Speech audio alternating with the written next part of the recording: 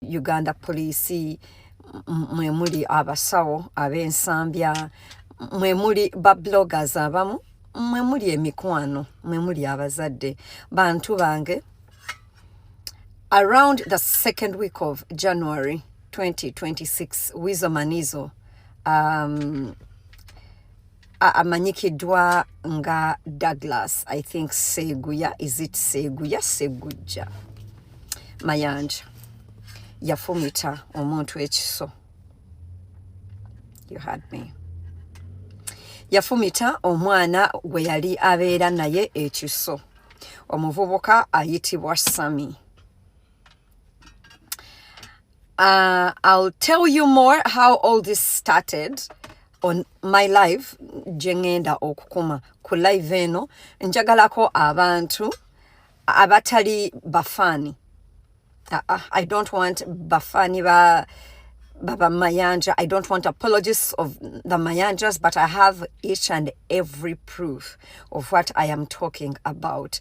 Njagala mu mpitira abantu abalumirirwa omuntu owa wansi. Njagala mu ntagingira abantu that cannot be bribed. Njagala mu mpitire Uncle Peng. Njagala mu mpitire any other person that you really think can help us in this. It is very sad that this happened in January. It's coming to 4 months, and some people knew about it. The police knew about it. Of course, Wizo's family knew about it, but it's very sad that some bloggers knew about it, and nobody said shit. Wizo yafumita omuvubuka gwe yali abeera naye ekiso mu lubuto. Ne bamuadmitinga ensambya, ne bamugyamu akataago nga tebamugambye, and well, all that was, you know, they sat and they stopped him from pressing charges and all those things, and they tried to negotiate, agreeing that they are going to treat him. Biru ey'ensambya was totaling to an amount of 8 million. They paid it. Actually, Mwami Mayanja, Muzeyi Mayanja, yasasula eze sente. Naye omwana yalina okufuna after operation care and medication, which involved taking vaccines here and there, because all of us know the purpose of the spleen. Without the spleen, you are getting constant infections. The boy is, as we speak, his belly button oozes pus, blood, sometimes pus, and guess what? Wizo was like, I'm not giving you a penny. Actually, if you threaten to go public, I'll tell people, nti wali okwata mwana wange mu busolo. Nti wali okwata sta mu busolo. Actually, Wizo stopped trying when I think that the guy tried to talk to Sandra Teta namwemula omuvubuka naye out of frustration navuma Teta Wizo namugamba kovumye mukazi wange kati ogenda kufa. Namugamba don't talk to me again, go and talk to my lawyers. Actually nenda kugenda ku polisi mbagambe nti wali okwata omwana wange mu busolo. Namugamba ajja kumutta. Namugamba if it goes public, guys, bingi. But it's painful that Uganda police chimanyi. Uganda police knows, because initially there was a witness. There were witnesses. Waliwo omukozi bamwita Emanuela. Oyo Wizo gwe yali ayagala okurepinga. Oyo omwana naye yagenda nalopa Wizo ku police. Wizo omwana namugoba. There was another boy called Jackson. So there is already a case at Katwe, but this happened in January. We are coming to the end of April. There are people that you people, I don't know for how long are we going to be for how long, Madam Percy. I have your audio zinga owoya ono omwana obutagenda ku police. But for how long are you gonna do this? Can't you really see that your son has a problem? For how many dead bodies do you wanna see? Murujaro. Do you really think you're helping Weasel? As for Sandra, you're the reason why Weasel stabbed that boy. But then I've listened to your audios and I'm so heartbroken, Teta. You're a mother. Teta, you...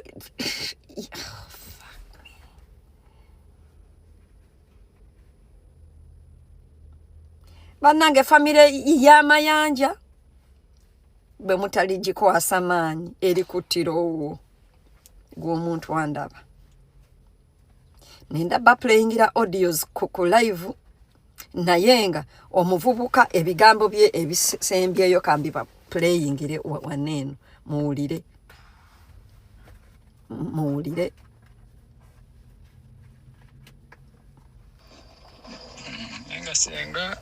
Senga manya ndi bubi sina sibeera na kyakulya ndi wano neetaaga vaccine bagamba kati zile zasigale za mitwalo 45 sijja mitwalo nga 9 nze mitwalo 9 nzijjawo nga sikyasobola kukola nafuuka mulema mbeera wano nga bwe bamanja ne rent gye mbeera. After all this senga teweerabira yangamba olunaku lwe ndigenda mu mawulire neemulabisa bajja kunzita. So in case kyonna ekintuukako muwulira mu bunfudde manya famire yaabwe ekoze ekiyenzi gyewo tewali muntu mulala gwenyinako empalana oba ki era bangamba asaba biraba mu mawulire kufa. Nore nsonga eyo. I know anything is possible in Uganda naddala ddala omuntu atalinaako sente. Naye nga for how long will this go on?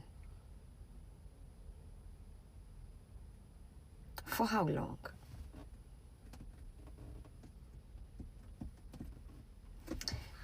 Nenda ba playingira audios and videos and everything ku live. Wetuli munange famire ya mayanja yo yasalawo ku trending oba mu bulungi oba mu bubi baba ba trending. Esawa ya kakati Weasel Manizo yali mu mawulire omuvuka mulumiriza nti yamufumita ekiso era nti yamala omufumita ekiso mu nnyumba ye mbu yamala omufumita ekiso n'amuteeka ku bodaboda n'amutwala mu ddwaliro era mbu yatuuka mu ddwaliro n'agamba ab'eddwaliro omulenzi yafunye accident.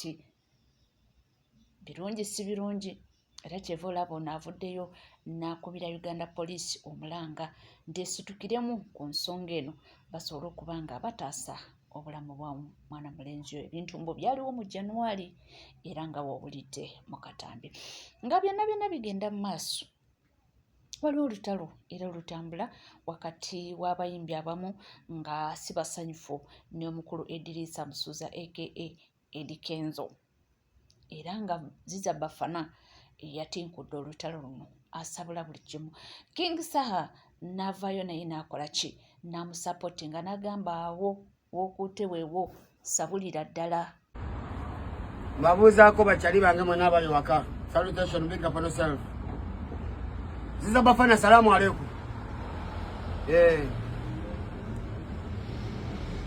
Omanyi gavumenti mwayagala nnyo abayimbi tukubagane. Mukoze ekintu kyonna gavumenti okulaba nga abayimbi tukola ki? Tukubagana. Mutaddewo embeera musasudde n'abamu.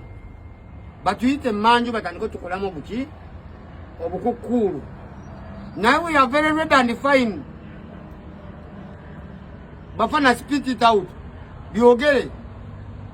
Buno mwana tebukukanga kangobo bukadogo. Towuliriza kadogo ng'onyonyola ensonga yo. Kadogo akusinga ebizibu. Towuliriza kadogo Bafana. You are very right. 100% right. Era omuntu wanyonyola nga Bafana wanyonyodde avaayo nanyonyolwa. Tavaayo kubwa. Avaayo n'alambikibwa nti nno kyotategeera kye kino ne kino. So Bafana, don't feel sorry to anybody. I'm returning next week on the same battle with some evidence. We are not stupid. We may look like one, but we are not stupid. Twayogera bafana mumutadde mu bintu byammwe tugezaako n'omugamba kyali waffe. Boy, spit it out. We are ready. Byonna byonna era bikyagenda mu maaso. Omuyimbi Exodus avuddeyo n'agambaziza Bafana nti corruption ye gyali mu ggwanga Uganda buli government institutions zonna, era n'agamba nti okukyogerako si kibi, naye n'amugamba nti weewale entalo z'amawanga tribalism n'entalo z'amadiini, nti mu bintu byonna by'oyogera weewale ekintu ekyo, nti kubanga olutalo tosobola dduwangula, nti yogera ku ekyo ekikuluma naye ate totabula bintu okubanga oteekamu entalo z'amawanga n'ez'amadiini. Yeeyo entanda gyamusibiridde omukulu Exodus n'agambaziza Bafana nti weewo yogera ku ebyo ebiruma abantu, yogera ku ebyo ebikuluma, naye toteekamu ntalo z'amawanga n'entalo z'eddemdewo. Nga tukyeyongerayo omwana muwala Brisha Cash bambi ali mu maziga afiiriddwa taata we. Abasinga obungi ndowooza maama gwe tumanyi nnyo, naye nti ne taata olunaku olwaleero avudde mu bulamu bw'ensi eno. Nange mukibaleko ndi wano ndigenda ku airport. Taata wange yafudde. Taata wange yafudde. Tigakaza Mukama simanyi. Nayogedde ne ngamba ndigenda Uganda. Nga simanyi nti ndigenda Uganda ziika taata wange. Mbadde simanyi nti omuzadde aluma bw'ati. Mbadde simanyi nti omuzadde aluma bw'ati. Nzira wano wanjogerera sirina taata. Naye nga Mukama amulamuza ekisa.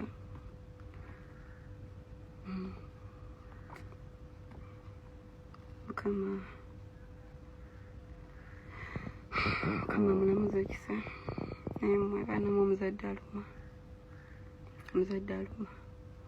Mpulira ne gye ndaga ntyayo like ntyayo nga wamwoyo nti simanyi. Kitalo nnyo era kitalo ddala, naye nga byonna nga bigenda mu maaso era nga tweyongera okuba nga tulaba amawulire agatrendinze wano mu ggwanga Uganda. Tulina amawulire g'omwana mulenzi Julius Santos ono eyavudde mu bulamu bw'ensi eno, era kigambibwa nti maama w'omuto oba step mother mbu yeyaguza abantu ne bamukuba, ate tebakomye mumekuba ne baba nga bamukuba eddagala erya poison eryamuviiriddeko okubanga ate afa. Kigambibwa mbu mwana mulenzi ono abamututte mu ddwaliro nga bamaze omumukuba yabagambye nti wemba nfudde njagala obwenkanya ebigambo bino mu bigamba abantu, nti maama Joan yakoze etya yanzise. Era mbu yabadde n'omwana ono ng'amututte mu ddwaliro yabadde ayina ssimu ya Santos. Maama Joan n'akuba ku ssimu, ndowooza ng'alowooza bali be yatumye be balina n'essimu. Mbu n'abuuza Julius afudde koono ye, ngo n'agamba ye ng'abadde aluddewo okufa. Kitegeera ekintu ekyo. Kigambibwa mbu omukyala ono kennyini maama Joan ye yatta bbaawe era ng'alwanira bintu, naye bambi ate bbaawe yafa laba obusika bwe babuwa Julius. Ekyombo kye kiruma maama Joan, ate ayina abavubuka naye abalenzi abakulu abasinga ne ku mugenzi Santos. Mbu kwe kugula abantu ne bakuba omwana ono, tebakomye mumukuba ne bamukuba empiso mu lubuto eyabaddemu butwa. Era mbu dokita yategeezezza n'agamba nti Santos okumukuba si kwe kwa muse nedda, kujjako eddagala lye bamukubye mu lubuto eri poisonous yabadde tasobola mutaasa. Abantu balina ettima. Maama Joan wasse omwana w'abandi bino nga bitalo. Maama Joan gwe yasse Santos. Sekankubulire mukazi munnange wakedde n'otto omwana wa muno ye munnange twabadde tuli awo mu lumbe lwa Santos. Oyo omuvubuka oyo n'ayimirira n'akazi Santos yaŋŋambye yamusse. Era yabadde akutuka n'aŋŋamba yamusse. N'agamba maama Joan bu step mazi oba biki. N'eŋŋamba bannange abaana kati awo obuddawo olumbe anti weemulula mpolampola ng'agenda osaavinga obuugi oyitaawo kubanga bw'osigalawo tebakutta. Omwana yagambye maama Joani yeyanzise tewali mulala. Kitalo nnyo era kitalo ddala. Omulenzi omuto era abadde muyimbi naye bw'atyo abantu b'ettima omukyalo oyo yamumiziza omusu.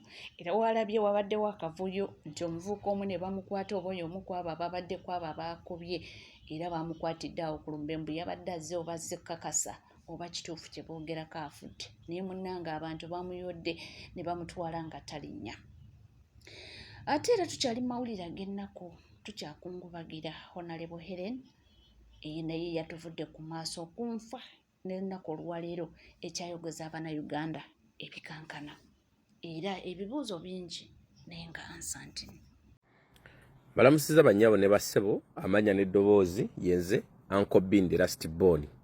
Mwana nzaalwa ye Mubende mu Kiganda Kassebwembe bagifula Kasanda obanga agenda Mubende ova Emyanzi Nalutuntu Kyakatebe Kakungube Nswanjere Kigoloba notuka Kalamba mu katawuni nga tunatuuka eri mu Kiganda mu tawuni awo yambukira notuka n'owetera okukikuba ekidda emisozi ekidda ekyo gy'omanyi n'okireka noyambuka bwoto n'ova Ssegonja nodda Kasozi Kabugayita n'ova Kabugayita odda Buzibwera ku Luyinja awo ngayambuka ku Kwale naye toyambuka eri gyebakuba amayinja n'okkirira Kasozi Kasennyama awo n'oweta w'omugenzi Kamanyo n'okkirira Kassebwembe n'obanga adda mu Kidanda battira embizi totuuka mu kaka waleke Tina Pisula mujeke yafa ne tulwamizo 18 Desemba oyambukira notuuka ewamwami Kakumba yali asubula amaliba yaggwa mwana ogamwanyi bw'abaana ffe tumulabirira yalwala obulwadde bw'ensa banzika mukuba okukuba eriva e Kampala edde Kampala mu Kassebwembe mu Mutuba lyaffe ettidde ne mweriri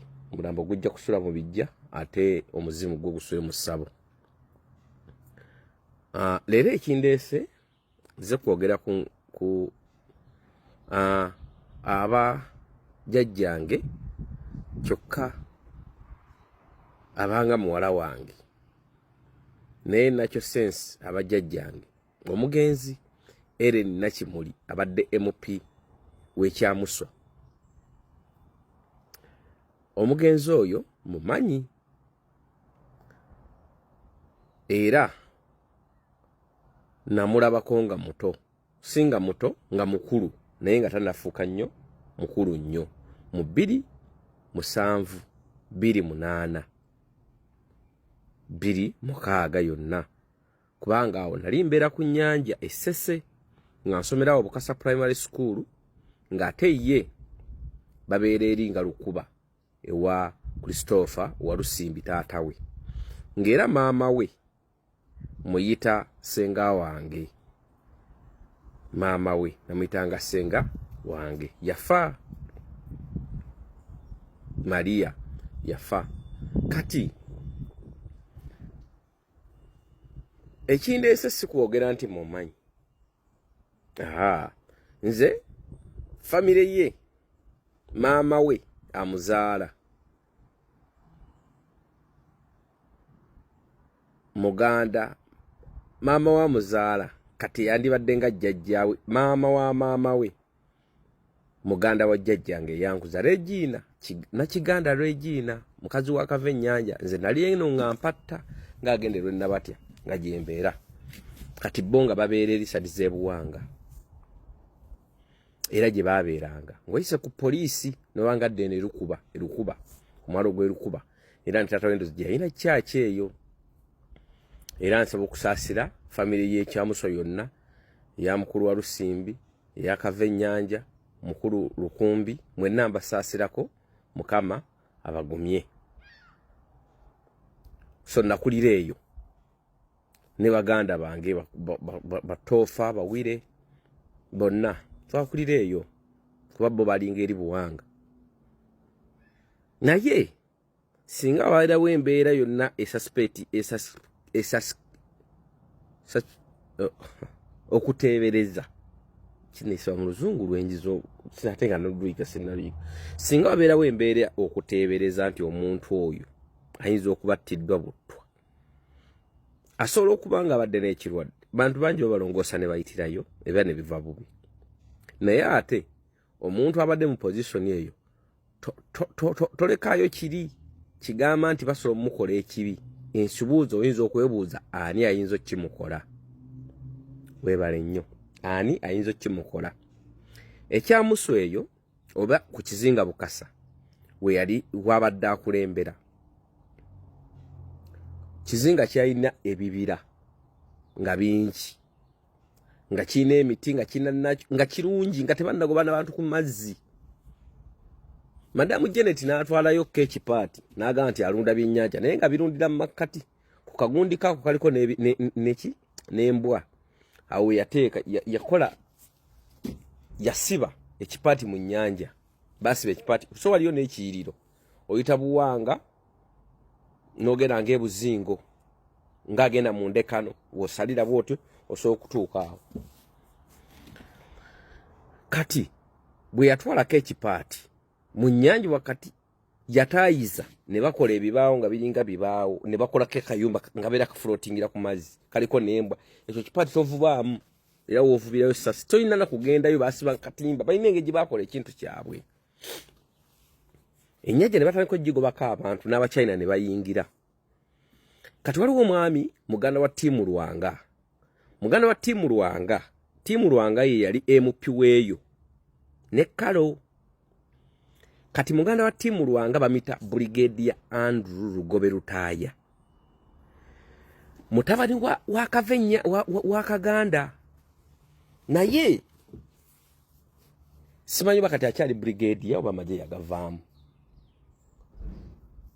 Ne tufuna ekizibu, ne baleeta abasala ebibira.